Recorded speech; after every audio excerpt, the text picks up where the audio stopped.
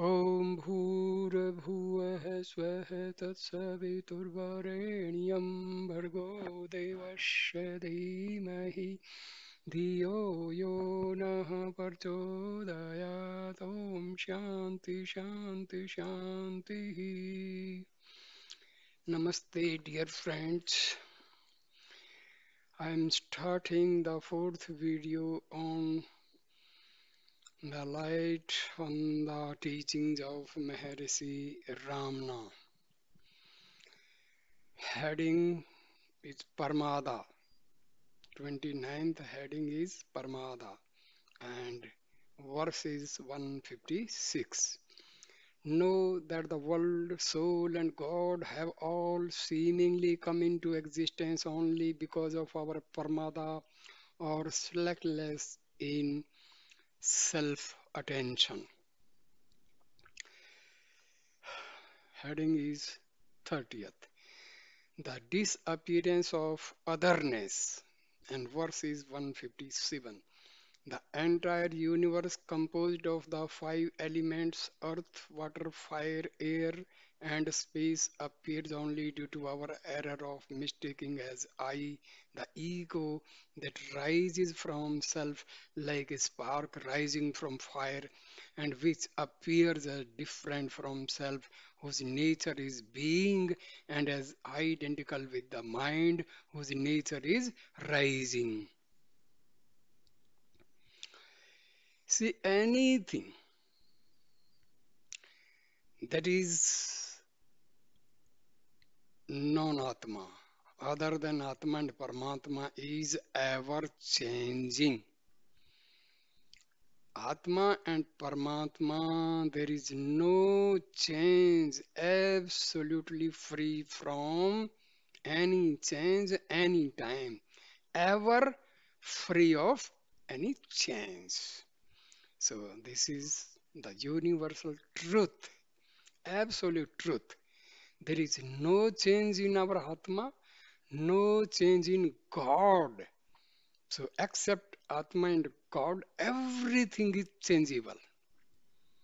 Everything is subject to change. So, anything which is changing is perishable, that is temporary, and that is unreal.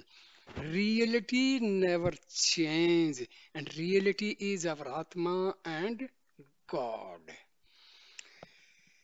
Verse 158. The entire appearance of this world that is seen, including we, the individual or jiva, who see it, is a mere false appearance like a dream. If you keenly scrutinize the source, the real I am from which the seeing ego rises and thereby enter the heart and firmly abide there, the reality will shine forth and the appearance of the tried, the seer seeing and object seen will disappear. When mind and ego enter the spiritual heart and merge with the soul, then there is self-realization. And jiva, the word jiva means when the Atma is embodying a human body, that is known as jiva. Both prana and Atma existing in the body, and it is named as jiva. Verse 159. If we attain the otherness, free knowledge, ananya jnana, that this world is nothing but our own self, seen wrongly in ourself by ourself through our power of imagination, then the delusion of desire for or fear of the world, the objects we see in front of us, will never rise again, and we will merge in and become one with self. This alone is our natural state. Verse 160. Self alone exists. Except oneself, nothing exists. But if one takes this pure consciousness which exists and shines as I to be the body, everything will assume a form and appear to exist. If one inquires, is this I only the body or is it something else? And thereby see the true nature of I, everything will cease to exist. See thus. Verse 161. If you ask for what reason is it said that if one inquires and knows oneself, this entire world would disappear? The reason is that the result attained by the inquiry, who am I, is the destruction of the unreal individual. Unreal individual jiva.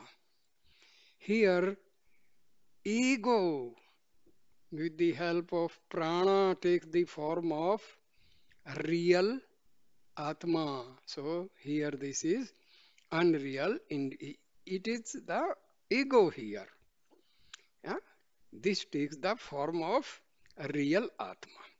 The ego, who is immersed in activity due to his taking the body to be himself. That is, since the entire world appearance depends for its seeming existence upon the ego, who sees it, and since the ego itself has no real existence of its own, when the real I is known, the ego will be found to be truly non existent, whereupon the world appearance will vanish, having no one to see it, and thereby to give it a seeming existence. Verse 162. The I, which cannot shine without being joined with the body form, is alone the ghost like ego I, the great illusion Maya. If one courageously and without fear inquires who is this I, it will become non existent, and along with it, everything else will cease to exist. If this I, the self rising ego appearance, is destroyed by the inquiry, who am I? Then everything else which till then appeared only in him, in the mind, but which was seen as if existing outside of him, will cease to exist. The ever existing whole or Purna, which then shines forth as I, the blissful existence which neither appears nor disappears, is the real self, the true import of the word I. How mind and ego are destroyed. Maharshi Ramana has given a very simple method. Sit in meditation. Ask, who am I? Here, who is the query put by whom? Ego. Am is the very existence of our reality. And this I is ego. So ego is questioning who am I? Then this ego is hurt. It get injured because it takes the form of reality, and any doubt is created, then this ego is hurt. It will retaliate. Again and again, the query is put forth, who am I? Again, this ego retaliates and it dissipates its energy. And slowly and steadily, it is weakened by the query, who am I? But make sure this who am I should not be used as a mantra. Here there is the caution word. Do not use who am I as a mantra. Just in the starting, ask who am I? And this question is put to ego by ego. And slowly and steadily, this ego will start diminishing its energy and power. And finally, it will merge with the Atma, and Atam Sakshatkar or self realization occurs. This is the way. So, just once you realize, just put the query, who am I? Then switch over. Please do not continuously carry on repeating, who am I? Who am I? Nothing will happen. Then you are deviating from the path of inquiry. Just once or twice put the query, who am I? Then switch over the gear and just visualize, I am the Atma. I am the self. And be aware of this. I am the Atma. I am the Atma. Just concentrate and just beware of continuously be aware of this fact that I am the Atma. So this is known as self-attention. Self-attention means abiding in the self, attending to the self. Love your Atma. That is the divine love, my dear friends. Divine love is nothing but loving your Atma. Atma and Paramatma same. So loving Atma means you are loving God, and that is known as the divine love. Divine love. So love your Atma and enjoy the bliss of divine love. Your Atma is the bliss. Your Atma is the eternal peace. Your Atma is the divine love. Love your Atma, love your God, and you are in the process of divine love. And there is bliss, there is peace, and you will slowly progressing towards self-realization. Enjoy. Verse 164. The I, which is the whole, which is the true import of I, which shines by its own light without appearing due to the functioning of the five sense knowledges and disappearing when they cease to function, which is the exalted and ever unliving experience of self, which is the true nature of everyone. Alone is the one non-dual reality. It alone is true knowledge. Verse 165. This true knowledge is not anything other than oneself. It is our own existence, consciousness, I am. Why should we suffer by imagining and seeing the soul, world, and God in this knowledge? Abiding firmly as mere being, experience this knowledge correctly, then what thing other than oneself will appear there? The basic meaning of the word knowledge is God and Atma. Take it as the basic guiding post. When we talk about knowledge, that is Atma and Paramatma. Please. Huh? It is not the knowledge of your subjects you are studying in college, universities, schools, and all. No. Knowledge means knowledge of Atma and Paramatma. Heading is 31st, the destruction of the universe. Parlaya. Verse 166.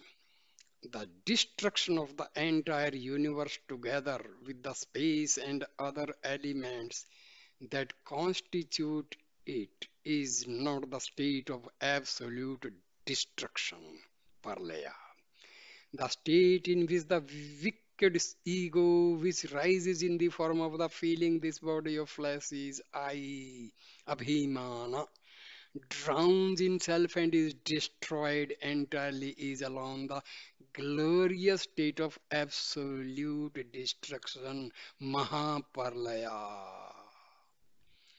See, dear friends, how out of ignorance this word Mahaparlaya is misunderstood. In Puranas, it is written that Parlaya takes place. Arey, dear friend, this Parlaya is nothing but the destruction of mind and ego. Mind and ego are destroyed and they are merging with the soul. So it is the Mahaparlaya of ego and mind. Try to understand. Page 167. After being destroyed in the ordinary destruction at the end of an Eon Yuga Parlaya, the heaven and earth will appear again at the proper time. The state in which the fire of knowledge, Jnanagni, which blazes forth on being ignited as the churning process of investigation, who am I, pervades and shines everywhere, having destroyed the feeling I am this body, Deh Atma Buddhi, is alone the absolute destruction, Mahaparlaya, because the ego, which is thus destroyed by the fire of knowledge, Jnana, will never appear again. The I which continues to live, this is verse 168. The I which continues to live even after the mind has died as a result of the above said inquiry, who am I, is indeed the supreme reality Brahma, which alone exists after the universal destruction. The mind expanding as everything having risen from the heart, that is the mind slipping down from the true state of Brahma due to inadvertence or lack of self-attention, that is Paramada, and thereby becoming the cause for the creation and sustenance of the false appearance of this entire universe, is not the state of true power. The mind merging and abiding firmly in self is alone the true state of supreme power. My dear friends, you read the scriptures, holy books written by Swami Vivekananda or Ramakrishna Paramahansa or Maharshi Ramana or Satya Sai Baba. My dear friend, nowhere you will find any difference, any deviation from the absolute true and absolute knowledge. I have read thoroughly the books by Swami Vivekananda, Ramakrishna Paramahansa, and Maharshi Ramana, and Satya Sai Baba. Side by side, I am giving videos on the holy books written by or on Satya Sai Baba. You will find the similarity between the books of Baba, Maharshi Ramana, and Paramahansa. I have started making videos on the teachings of Maharshi, teachings of Satya Sai Baba, and very soon I will start simultaneously the videos on the books of Ramakrishna Paramahansa and Vivekananda, and you will find how they are similar. That is the beauty of Hindu sages, because they they abide in the absolute knowledge. So there is no change. They do not deviate from the actual path. So dear friend, please, you have my channel subscribed, and you will get all the videos either for this Ramana Maharshi teachings and Satya Sai Baba teachings, and very soon I will be starting on videos on the teachings of Ramakrishna and Vivekananda. So this will give the complete and the clear view of the Brahma Jnana or Atam Jnana of Hinduism. The supreme and truly divine power is not the power of the mind.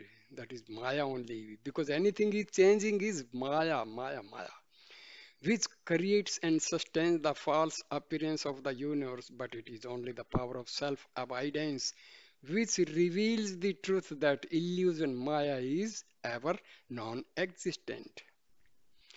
See, when we go towards unreality, forgetting the reality, that is Maya. When we are deviating the path of reality and enter into the realm of unreality, there you will taste Maya. Heading is 32nd, and denying the ego is the heading, and verse is 169. Your appearance as an ego, an individual soul who rises in the form I am this body, alone is the root cause for the appearance of this unreal world. If this root appearance, the rising of yourself as an individual soul, does not rise even in the least, that state will be the state of liberation, which is completely devoid of imaginary appearances of the world and God. Verse 170. If one has the ability to deny oneself and thereby to destroy the rising of the ego in its very source, what other tapas need one perform? The real self, the source in which the ego thus subsides and dies, alone is the state which is worth to purchase and attain by selling or renouncing all the three worlds. So, dear friends, we are approaching what is self realization. Destroy the mind, destroy the ego, and ego and mind are merging with the soul, and there lies the self realization. Then you will continuously abide in the self. Continuously, you will have the awareness of the self. Continuously, you will be attending yourself. So, self attention, self awareness, and you will enjoy the bliss, you will enjoy the peace. Now, next heading is illusion or phenom- phenomenal existence, that is Maya. See, Maya is another name of confusion. Maya is another name of unreality. Maya, the other name is anything non self, not the self, that is Maya. Verse 171. Listen now to the proper reason why, in answer to those people who asked due to bewilderment of thought, why has this illusion and or phenomenal appearance Maya come? How has it come? Lord Ramana did not give a direct reply by telling why or how, but instead said, see to whom illusion Maya has come. Verse 172. He who says that phenomenal existence Maya has come into being is only you, whereas enlightened sages, jnanis, who have attained the great experience of self, never accept that Maya has come or that is now exist. Therefore, you who assert that Maya has come and exists alone are the one who have the duty to investigate the truth in that assertion in order to prove its validity. Investigate thus. If you first attend to yourself by investigating within yourself to whom has this illusory appearance of the word Maya come, to whom does it exist, then in the mind that has merged in the state of silence due to such attention, the truth that you exist as the mere consciousness, I am, devoid of any differentiation, diversity, or imagination, that is vikalpa, will spontaneously reveal itself you reveal itself to you. Verse 174. When the truth is known that you, the person who identifies the body as I and who raises doubts and asks questions about phenomenal existence, about Maya, do not exist even in the least, then you will know as a matter of direct experience that in no place, at no time, and in no way did phenomenal existence or Maya ever come or exist, and that the existence of the illusionary word Maya cannot be accepted even as a false appearance. Verse 175. He, the mind, who says that the illusion of phenomenal existence Maya has come into existence is himself an illusion Maya. Therefore, the one path of self-attention which puts an end to the mind is alone the means that the pure jnana guru Sri Ramana Bhagwan has bestowed upon us as the apt medicine to put an end to all the arguments that arise about the phenomenal existence Maya. This Maya is confusion. 176th verse. Even though our Guru has instructed us, see who am I, people of dull intellect ask, Why has this world and the pleasures and pains herein come into existence?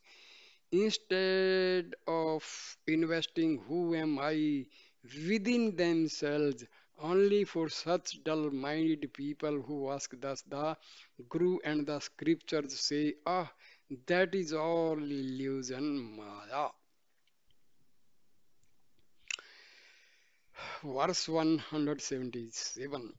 But since people of pure faith who sincerely engage in the practice of self attention as instructed by the Guru, drown in the true consciousness I by turning their attention again and again toward the false itself, the mind wherever it rises to raise any kind of further questions, this task of Maya is not intended for them. Heading is 34th. Doubt. Who is the doubter? See, remember, doubt is created by the ego. Ego is the doubter. Because unreal things will have doubt and doubt. Because their existence itself is in doubt. Maya, mind, ego, they are doubter, and their own existence is in doubt. So they are the doubt. Verse 178. Do you merely want an apt reply to the doubt that has come to you? Or do you wish to attain the state in which no doubt can ever rise again? Know that to become pure consciousness in which there is no place for any doubt to rise is alone the state that is acceptable to wise people. Verse 179. Even though one doubt that has come to you is removed by an apt reply, another will spring forth in your mind. If you have a liking that such a nuisance should not rise again, investigate within yourself from where does this doubt arise and who is doubting. Verse 180. Doubts arise only about objects other than oneself. See, I told you. There is no doubt about real entity. Doubt is only by unreal entities, and who are the doubter? They are also unreal. Unreal doubts about unreal entities. Because doubt itself is what? It is non-existent. Okay, it is unreal. Real things is not to be doubted. Where the question of doubt rise only for unreal things. And who raised this doubt? Unreal things. Very simple. If one mistakes this body's existence to be one's own existence, then innumerable doubts will arise about the world and God, which appear to exist only when the wrong identification, I am the body, rises. But if one knows oneself to be self, the one real existence, then no doubt will arise about anything. Verse 181. Before this doubt, am I this body or am I something else, is removed, why should one raise doubts about other things? Know that the only inquiry that is worthy for wise people to undertake is to turn within and scrutinize in oneself, what am I?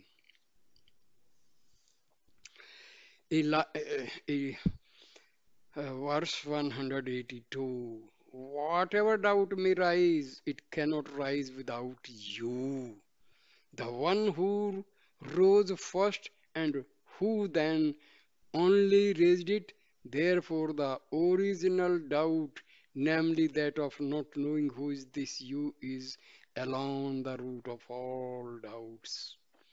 Here, this you is talking about, this is ego. Because the doubt is raised by ego, not by Atma. Doubt is ego. Because ego itself is unreal. And unreal is doubtful. So unreal will talk about unreal only, that is also doubt. But see, unreal will not be able to recognize the real. Please try to understand. Real can be known by real only. Real cannot be known by unreal. Atma cannot be known by mind when it is in the impure state. Pure mind, sattvic mind, that itself is Atma. Only it can recognize Atma. Please try to understand this simple thing. Impure, impure mind cannot recognize, cannot see, cannot notice the existence of Atma. Only pure mind, that is in reality Atma itself. So pure mind and sadbuddhi, wisdom, pure sattvic intellect can recognize Atma.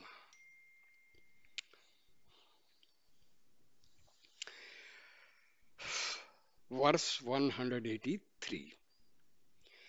Until this first doubt, who am I, is cleared, giving replies to the other doubts raised by you would be just like plucking the leaves that grow on the branches of a tree, because they will sprout again and again.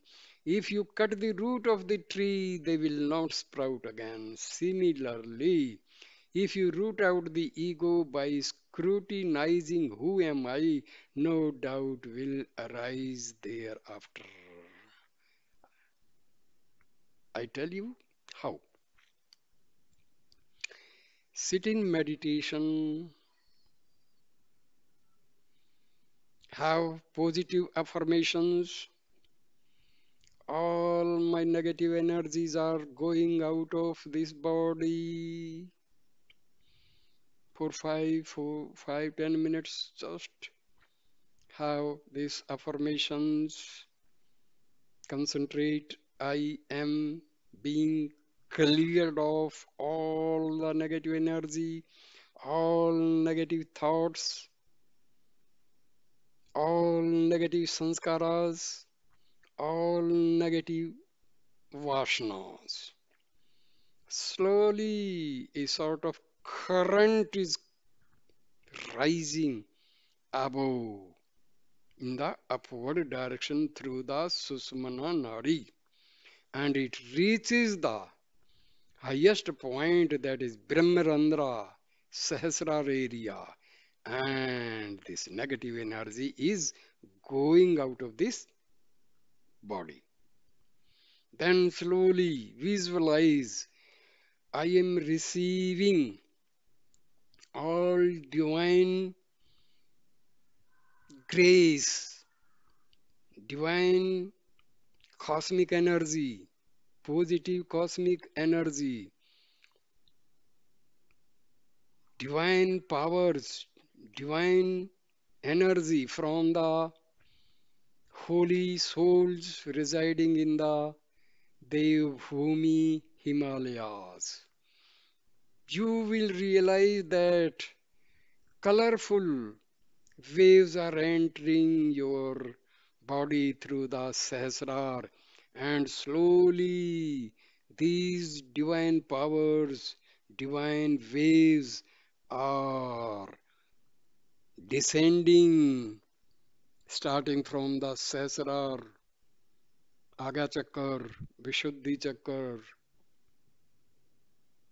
Anahat Chakar, Manipur Chakar, Swadhisthana Chakar, and Muladhar. And each and every cell of the body is filled with this divine vital force, prana shakti, bliss and peace. Dear friends, then start affirmation. I am going deeper and deeper and deeper to the spiritual heart and thereby merging with the soul. Here I is ego, I is your mind, I is your unreal Maya. So Maya, mind and ego are directed to go to the spiritual heart and merging with the soul. So very, very simple, dear friends, very, very simple. Have faith. This is the Brahma Gyan of all Upanishads, Vedas, and sages. Baba says the same thing. Maharshi Ramana has told the same thing.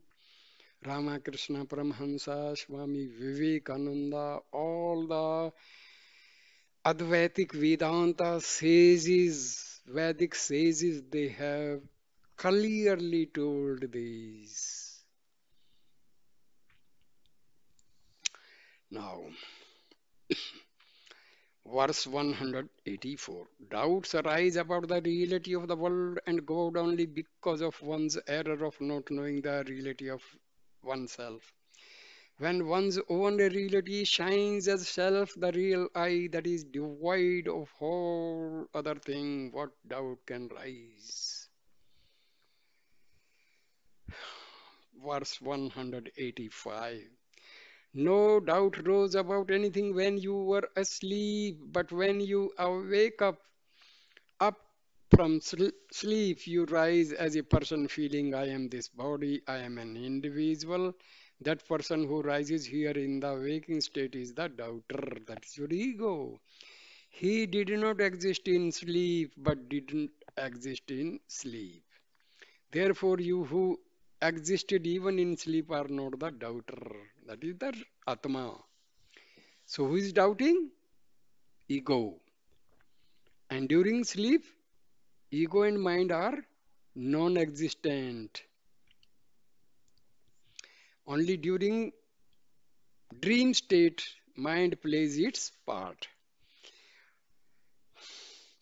Verse 186. The doubter exists only in the waking and dream states. This doubter ceases to exist in sleep. Did any doubt rise to you who existed at the time that you who existed even in sleep is alone the real you? Verse 187. The existence of the doubter is itself doubtful because ego, mind, Maya, they are themselves doubt. So anything they think about is doubt only. They are raising the doubts. But your existence is the unique existence which is devoid of any doubt. He who rises feeling his body to be himself is the doubter, but you are the space of pure knowledge. Jnanakasha, Jnanakasha.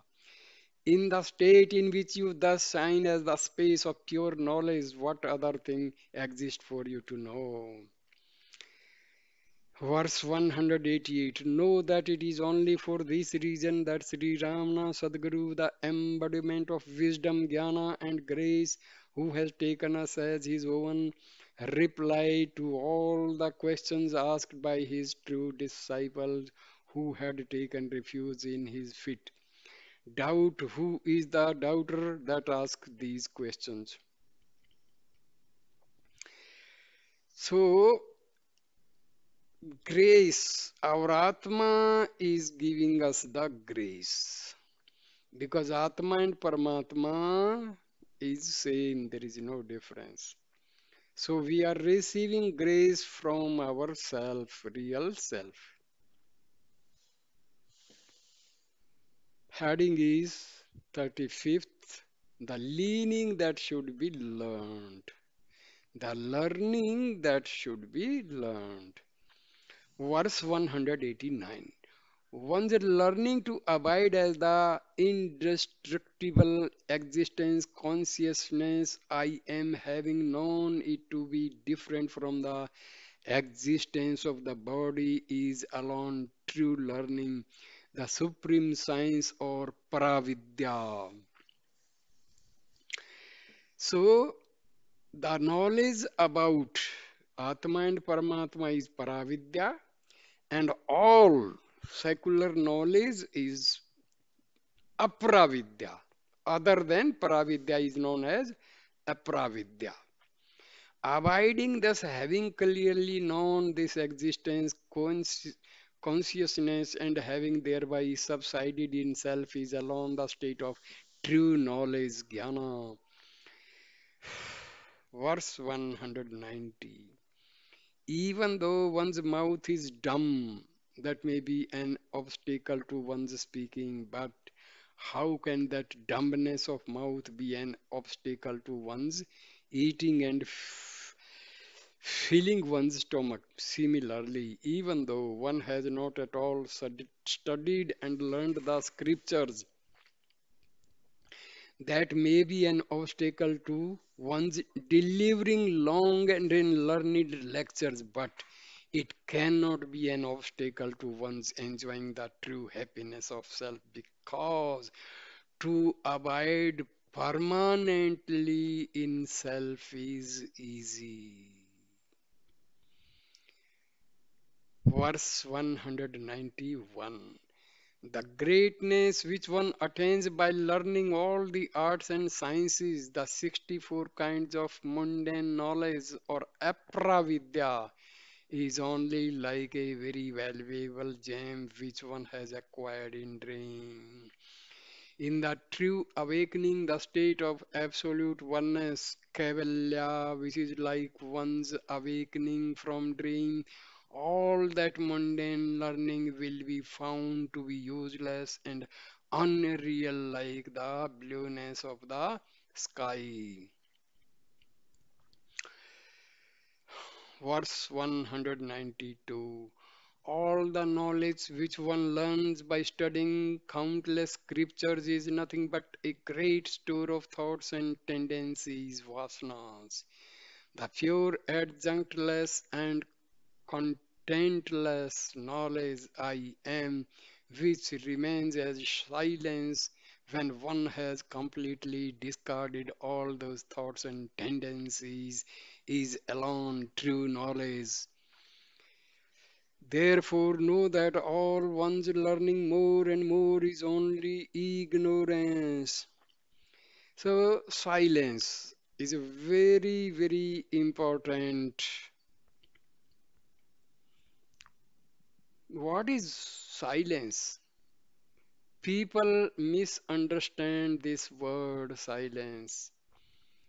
Not speaking with the mouth is taken as silence. No.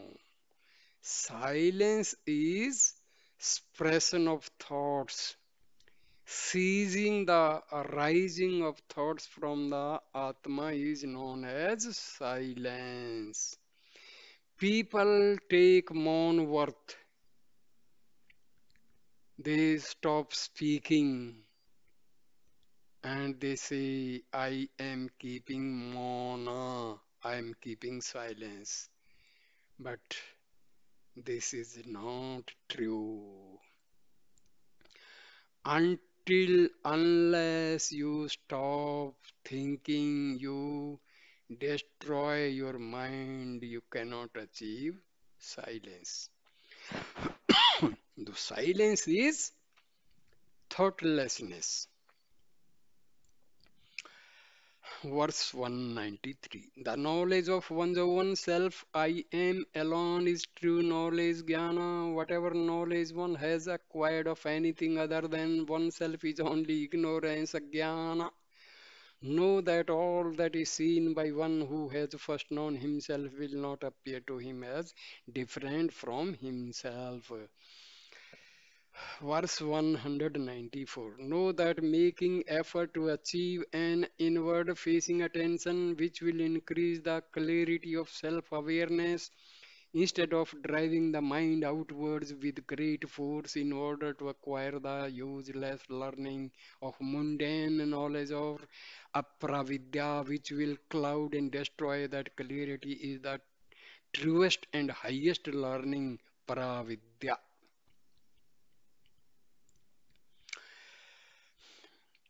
Heading the destruction of our rising, that is 36th. The destruction of our rising. See, our rising means mind and ego. See, Atma is just witness without any activity. Whatever activity is, it is by our ego and mind. So, because that's why Atma is pure sattvic. Wherever there are activities, then that is Rajasic Pravritti and Tamasic. Sattvic means free from activities. Verse 195. Seeing the world which appears only due to our error of not knowing that the rising I or ego is unreal, and thinking the world to be a very great and attractive thing, the persistently mischievous mind runs after it with great desire, hoping to enjoy all the seeming pleasures which it sees in it. But instead of running thus after the world, if the mind turns its attention towards itself in order to scrutinize and know the truth of the rising ego, it will subside with great love and will thus become one with God, who is the real self. Verse 196. Self knowledge will shine forth spontaneously only when the mind subsides. But if the mind that subsides is full of wicked and inauspicious tendencies, that is Ashubha Vasanas, self knowledge will not shine forth, and hence the mind will once again rise and become extroverted. If, on the other hand, the mind that subsides is pure, being endowed with good qualities, sattva gunas, and the tendency to simply be sat, satvasana, it will merge within with pointed self attention and unsleeping vigilance, and hence it will not rise again, but will attain unwavering abidance in the state of self knowledge. Verse 197. If the mind having subsided and becoming one with self clearly knows that being as it really is alone real happiness, and that rising as I separate individual or ego is nothing but misery, it will gain the fondness to subside in self without ever rising again, having completely destroyed the duality of likes and dislikes. Hmm, Heading is spiritual maturity, Pakwa, 37th heading. The mind will not, verse is 198. The mind will not be willing to come and follow the spiritual path until it has been repeatedly stung and afflicted by the miseries which lie hidden like poisonous honey bees in all the worldly pleasures that are sought and attained through the five senses, and until it has thereby gained desirelessness, vairagya, towards all such pleasures, This alone is the reason why God gives all the sense pleasures that people ask Him to bestow, and is also the reason why the Vedas mainly recommend the path of Kamya karmas, action performed for the fulfillment of temporal desires. Note, when God bestows worldly pleasures upon those people who pray for them, and when the Vedas recommend people to follow the path of Kamya karmas, their inner aim is only to create desirelessness or vairagya in the hearts of people by making them experience all the miseries which will inevitably accompany the enjoyment of sense pleasures. Compare verse 681 of Garland of Guru saying in which Sri Bhagwan says the injunction marry a girl is given in the Vedas in order to make one give up the desire for that petty pleasure of sexual enjoyment, is it not?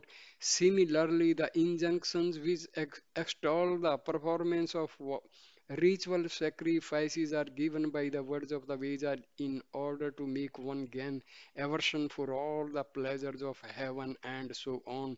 Say, is it not so? Verse 199, for people whose madness of desire for the pleasures of this world has not yet subsided, who have not become disgusted with all the efforts they have been making to obtain those pleasures, and whose minds have not therefore completely withdrawn from all such extroverted desires and efforts, it will not be easy to inquire who am I, and to know the true state of self, just as a reflection of one's face will not be formed clearly in swiftly running water.